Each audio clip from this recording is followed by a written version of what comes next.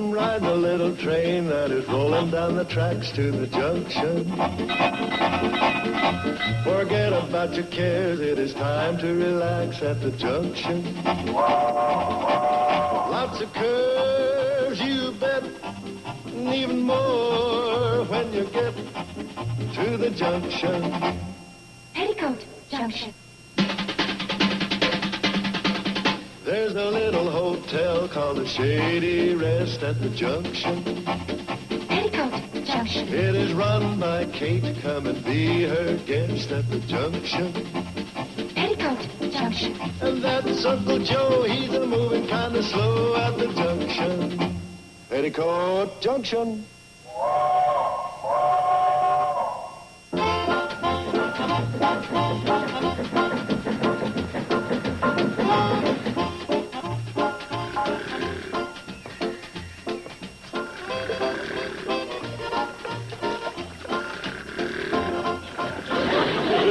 I can't do it. It's too nice a day. Hi, Steve. Hi, Mrs. Bradley. You know Billy Joe's ready? Cannonball should be here any minute. But she'll be right out. She's making some sandwiches. Lloyd and Charlie dropping you off, huh? At Willow Creek. Ah, Willow Creek. That was a romantic spot even in my time. Well, we're just going for the fishing. Oh, of course. But I'm still planning on pot roast for dinner. I'm all ready. Bye, Mom. Bye, dear. I'll say goodbye for you. We better go. Steve. Want to take your pole? Bye, kids. Have a wonderful day. All right. I said it's a wonderful day. Yeah, so it is. You know what, Kate? I think I'll just relax for a change and enjoy it. Why don't you do that, Uncle Joe? Greetings, all. Sure clouded up in a hurry. Homer? Why are you here this time? You'll learn soon enough, Mrs. Bradley, when I call my special meeting. What are you up to? Must I always be up to something? Is that my fate? Always to be suspect in this beautiful little place that I consider my home away from home. Where are you going? To get a putty knife and scrape some of this stuff off the wall. Homer, this is too nice a day to have anything but warmth and compassion for your fellow man. So what are you up to? To think that I came here, among other things, to share a personal triumph. Your personal triumph? That's right, Mrs. Bradley. You'll be happy to hear that I am this year's recipient of the CNFW's highest honor, the Good Guy Award. Being the winner, I sure hate to meet the loser. Right here. It's beautifully inscribed. Naturally, it commends me for all those things we at the CNFW find so dear. Sportsmanship, fellowship, congeniality, serenity, all those things, Mrs. Bradley. Where is that thing? Confound that secretary of all the stupid, idiotic, lame-brained, knuckleheaded. She didn't put it in. Drat it all. I'm surrounded with incompetence. You'll allow me. It isn't often I get to serve a good guy.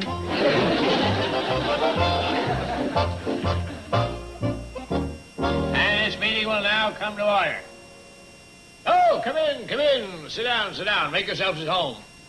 This is our home. That's a figure of speech, Mrs. Bradley, figure of speech. Ladies and gentlemen, the CNFW Railroad has decided to take a major step in assuring you people of this beautiful little valley of the best possible rail service, and has therefore vested in me the authority of selecting a general manager in charge of the Cannonball. I have therefore convened this meeting in order to make an official announcement. Will Mr. Charles Pratt please stand? Well, Mr. Bedlow, I appreciate the offer very much, but Floyd and I have always worked side by side, and, well, I just couldn't consider the offer unless he was made co-manager. Thank you, Charlie. And as co-manager of the Cannonball, I promise... Hold it!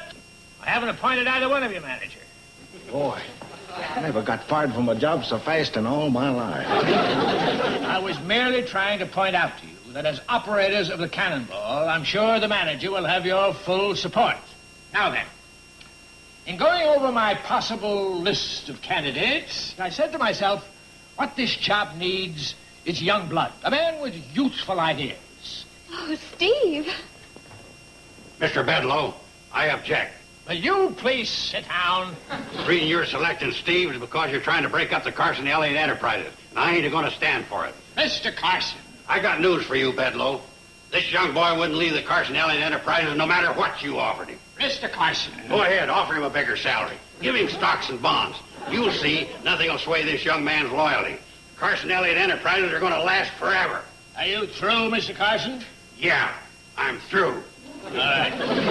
I therefore announce that the new general manager in charge of the cannonball operations is Mr. Joe Carson.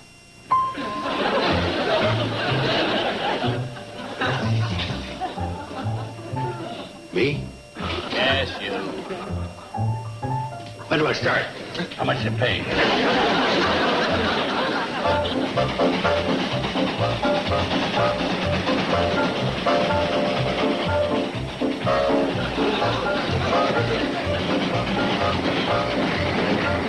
So the new general manager's economizing, huh? Boy, oh boy, oh boy, oh boy. That bad, huh? You know what he said? He says, boys, you can do better than burning 72 pieces of cardwood between Pixley and Hooterville. I'd like to see you cut it down to 58. And do you know how he wanted us to cut it down? By coasting. Both ways. Kate, it don't take no Einstein to figure out that when you're making a round trip, one way is downhill, the other's got to be up. I figured it out right off. Oh, there you are, men. You got 3 minutes to get back on the cannonball and get up steam. But just a minute, they haven't even finished their coffee and donuts yet. I'm cutting out coffee breaks. Coffee breaks are the ruination of the management class. Mr. Bedlow, may we speak to you, please? Certainly, certainly. Uncle Joe, what's got into you? Just trying to do a good job as general manager. Seems to me you're doing a better job of alienating two friends. Now, save your breath, man. I won't listen to one more word against my general manager. Whatever he says goes. I'll back him up all the way. We stand together. Right, J.C.? Yeah, right, H.B. Oh, boy, oh, boy, oh, boy. Hey, that's just what I was saying. Come on, FS. Right with you, CP. Bye from KB.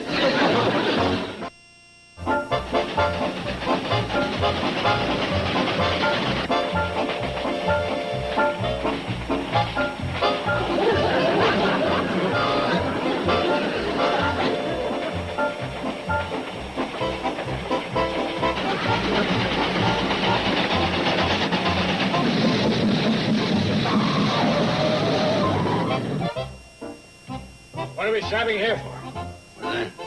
Oh, hi, H.B. I said, what are we stopping here for?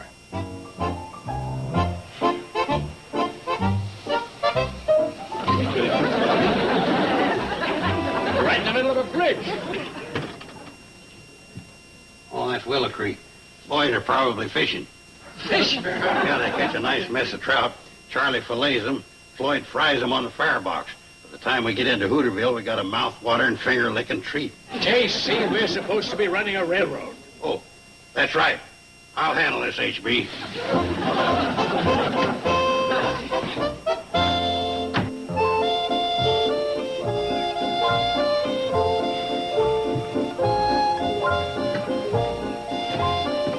All right. What is this, a train or a fishing barge? Shh, I got a bite. Oh, sorry. Wait a minute. We also got a schedule to keep. Pull in your line. He can't. He's got a bite.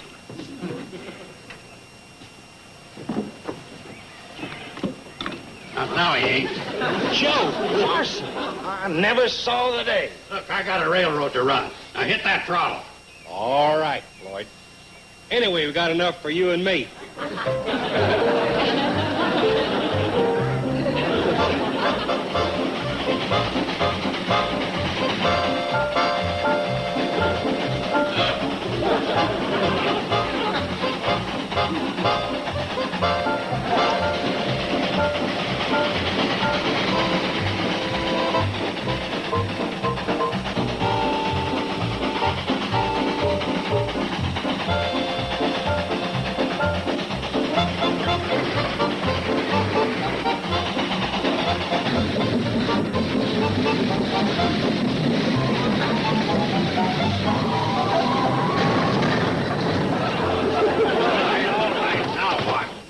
Earl Farley's cow. She's blocking the road.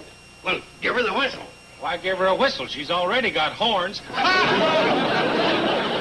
I guess general managers don't like jokes. What I want is action. Give her the whistle. Joe, she's grazing. You give her the whistle now, she'll get all bothered, and she won't give out come milking time. What do you expect me to do? Well, why not follow regular procedures? What's that? Well, you get out the checkerboard, play 4 or 5 games. First thing you know, you look out there and the cow's gone. I ain't holding up the cannonball for no checker game. That ought to do it. Yeah, it'll do it. And Earl is going to be plenty mad when his cow comes up a pail short.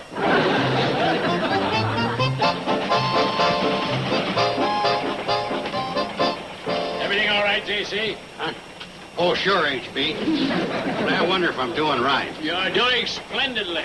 I don't know. I got Floyd and Charlie mad at me. Earl Farley's going to be mad when he finds out what I've done. Kate ain't exactly pleased. Now, you listen to me, J.C. There's one thing that presidents, kings, and strongmen everywhere have learned. What's that? Eminence is lonely. Eminence is lonely. Well, it sure looks like I'm going to be eminent.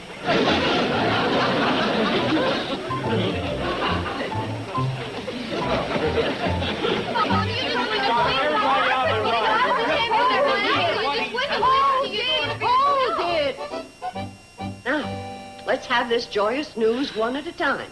Ladies first. Well, you know how Charlie and Floyd always hold the cannonball till the school kids get on? Mm-hmm. Well, Uncle Joe said he had a schedule to keep, and he made Charlie and Floyd leave Hooterville before all the kids got there. Huh. The general manager's done it again. It's getting so that everybody in the valley is down on Uncle Joe. Well, Charlie, Floyd, what's your complaint? We don't have any. You mean you don't have any quarrel with the way Uncle Joe's running the cannonball? That's right. How come? We quit. You two quit? Then who's going to run the train? Yes. Don't tell me. Well, Uncle Joe doesn't know how to operate the cannonball. He not only doesn't know, he's out there proving it. You ought to see him. He's down there trying to back the cannonball up to the water tower to take on water.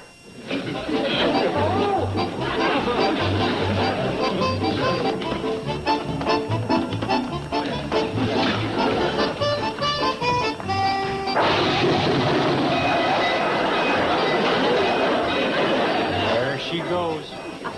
It's sort of like watching my wife running off with my best friend. If I had a wife and a best friend.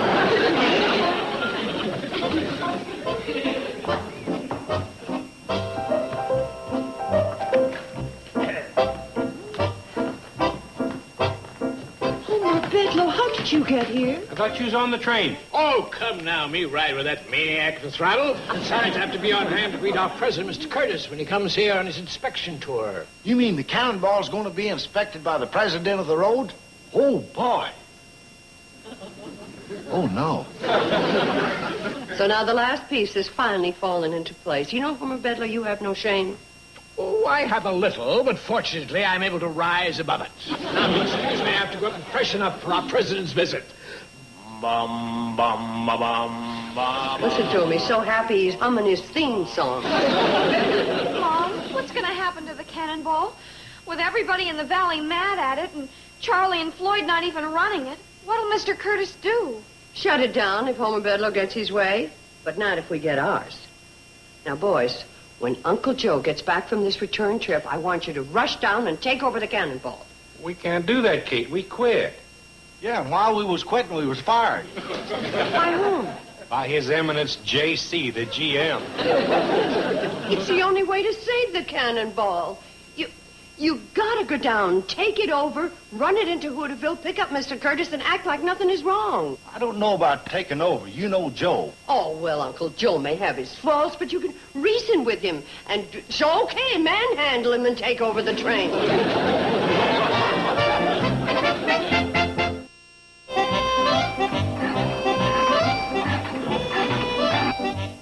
Kate, he's long overdue.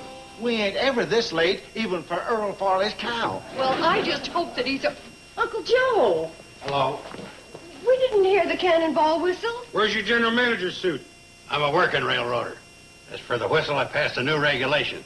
No more blowing it. It wastes steam. What happened? He's probably broke the pull string on my whistle. Yeah, a brand new shoelace I put on. Brass tip and all. Oh, don't mind that, boys. Go on down, climb aboard the cannonball, go into Hooterville, and pick up Mr. Curtis. Come on, get along.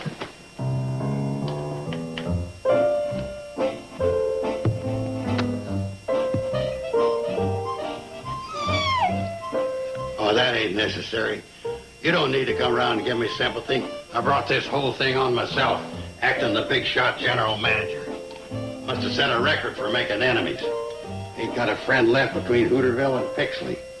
When I got through working on my two-legged friends, I started on my four-legged ones. You gotta be real ornery to get cows sore at you.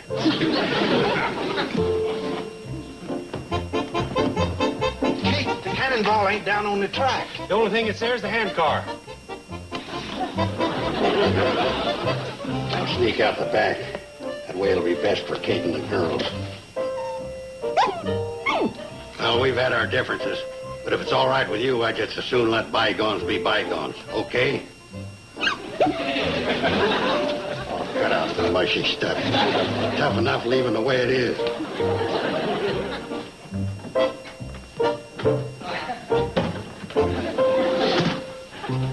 Come in. Uncle Joe, where's the cannonball? The cannonball? It's in the Pixley Depot.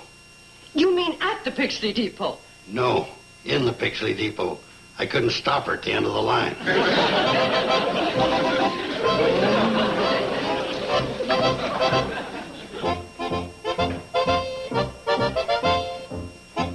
Boys! Hi, Mrs. Bradley. Look who I brought. Oh, Mr. Curtis. Hello, Kate. Hello. I was waiting over at Hooterville with this fine young man here over to fly me over. Wasn't that accommodating of him? Oh, he's a dandy, all right. Where are the never mind. Oh, you know, you'd probably like to freshen up after your flight. Oh, there's no hurry. As a matter of fact, I could make my inspection of the cannonball first, and then... Oh, you Tycoon. You are always thinking of business. Instead of that, why don't you think about what you're having for supper tonight, your favorite? Chicken dumplings and wild blackberry pie. Oh, Mrs. Bradley, you have completely taken my mind off business. Well, let's keep it there. I mean, Steve, why don't you take Mr. Curtis up to number 4, hmm? Sure thing. This way, Mr. Curtis. I'll see you later. Tell Uncle Joe and the girls to get down here. All right, Charlie. We ducked when we saw Mr. Curtis coming. Figured he was bound to ask questions if he saw us. And we didn't know the answers. What is the answers? Where's the cannonball? Scoble Swamp? Bottom of Zippel's hog pond? No, but you're awful close. It's in the Pixley Depot. You mean at the depot? No, I don't. Now, boys, here's what I want you to do. I want you to get Newt Kiley's tractor and Ben Miller's bulldozer and see if you can possibly get the cannonball back on the track. Kate, that ain't gonna be easy. Folks ain't gonna cooperate and help the cannonball after what our friend the general manager's done. Yeah, it's getting so in this valley, you gotta stand in line to hate Uncle Joe. We have to forget all that if we're going to save the train. The cannonball has to be here at the Shady Rest no later than 7 o'clock tomorrow morning. Okay? Mrs. Bradley, Uncle Joe is gone. All his clothes are missing. It's true, Mom. He vanished without a trace. But that's ridiculous. I just talked to him. I just saw him. Something just occurred to me.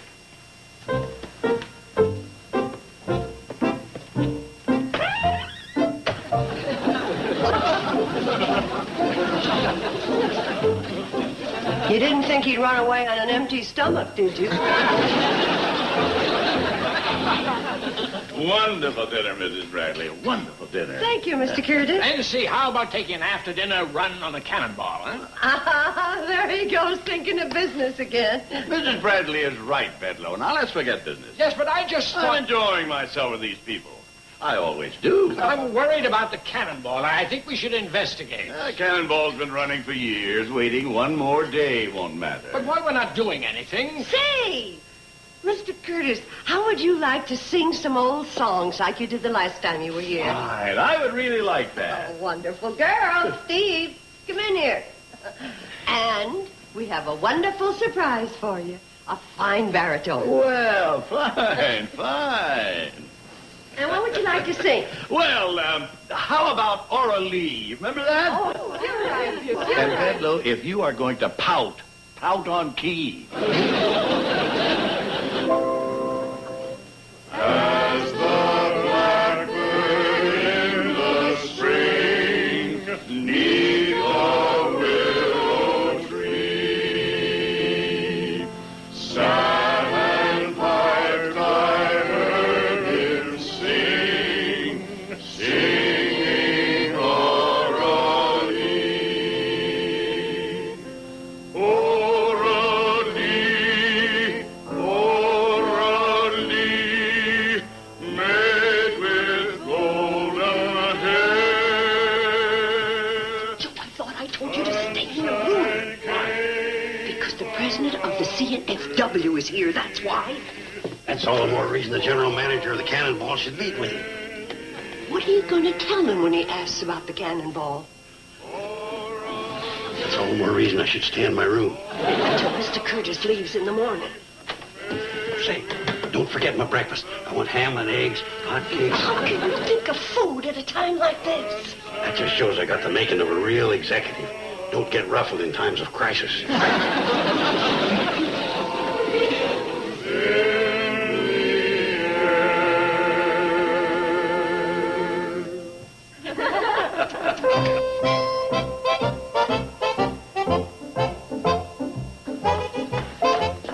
Any sign of the cannonball? Not a one.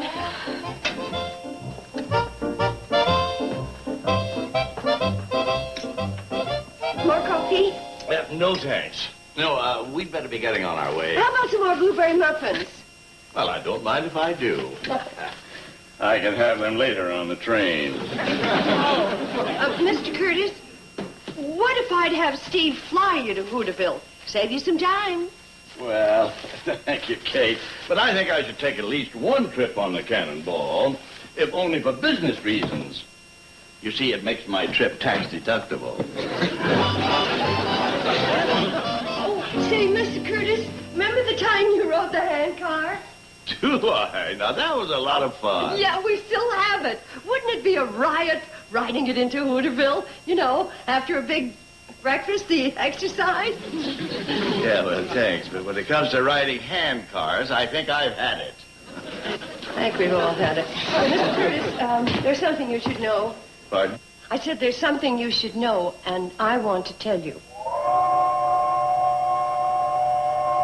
Well, there's the old Cannonball. Right on schedule. And what did you want to say? I was just going to say that the cannonball would be on schedule, as usual. Right, Mr. Bedloe? Bedloe. It's all right. I'm used to him. You know, I could never understand how he could win the Good Guy Award.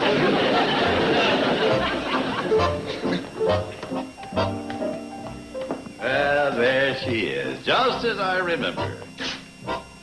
You know, Mrs. Bradley, that's what I like about your little valley. Things never change. It goes serenely on, day after day. That's right. Serenely on, day after day. Goodbye, Kate. Goodbye, Mr. Curtis. Mrs. Bradley. Mr. Bedloe. As general manager, I got to go down and dispatch her. Dispatch what? Steve's plane. He's going on a crop dusting job.